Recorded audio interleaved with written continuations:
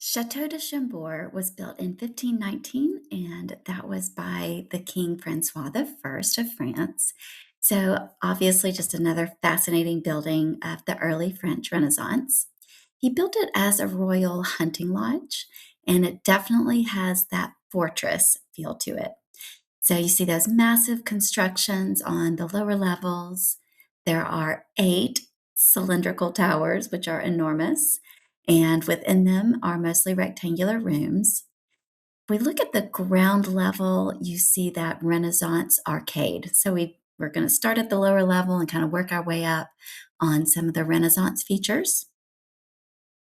Just another view. So it said that foundationally, this is a Middle Ages castle. So it has that fortress feel to it. There are protective outer walls, an inner courtyard, and those corner towers. So those all definitely feel castle like.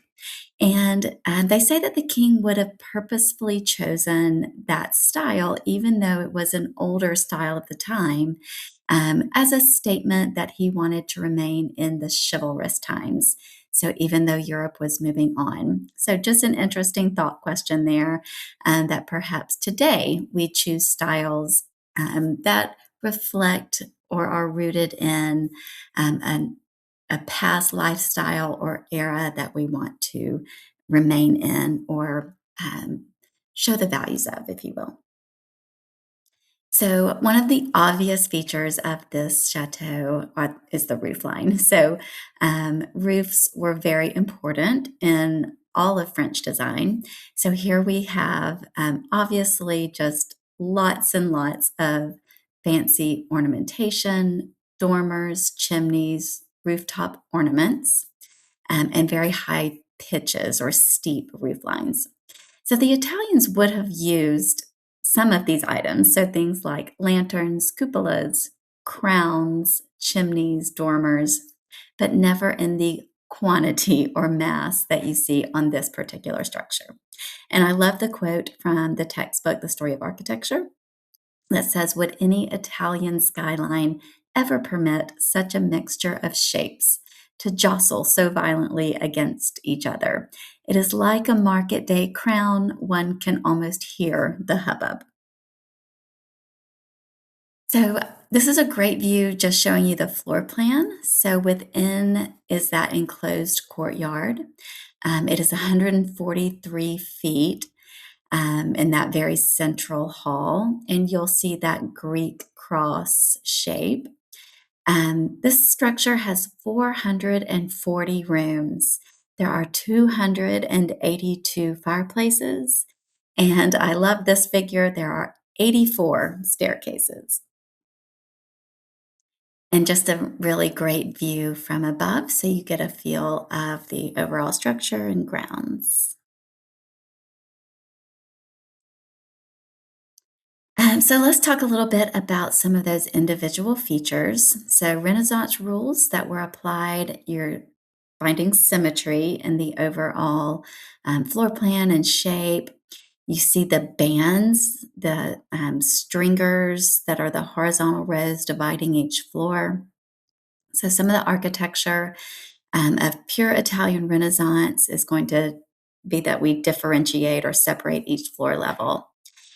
The windows would be treated differently at each level.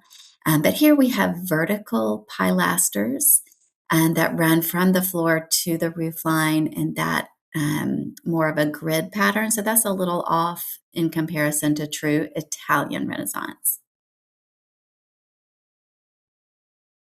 And here's just another view of the overall structure. I think this really points out the fortress type feel. And then one of the most fascinating features of this building, and it's also on Chateau de Blois, but it was added later, is the double helix spiral staircase. So a double helix staircase, there are actually two separate staircases, and one is running above the other. So if a person is ascending and descending, another person descending at the same time, they never meet each other. And Leonardo da Vinci is the one who is attributed with the design of This type of staircase, he had sketches of double helix staircases in his sketchbooks. He was in France during this time period. So there were Italian wars going on. So France had invaded Italy, and so Leonardo da Vinci was brought to France by the king, Francois I. And just interesting, Da Vinci's death was only 25 miles from this location, and that was during the year construction began. So while there's no definite record that Da Vinci designed this building or the staircase or the chateau, um, many believe that he at least had a part in the design.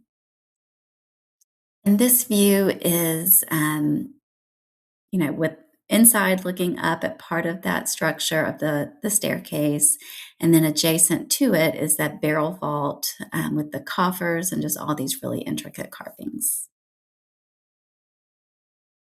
And on the exterior, above the staircase, is a central bell tower, very medieval, Gothic in character, geometry and symmetry of the Italian Renaissance.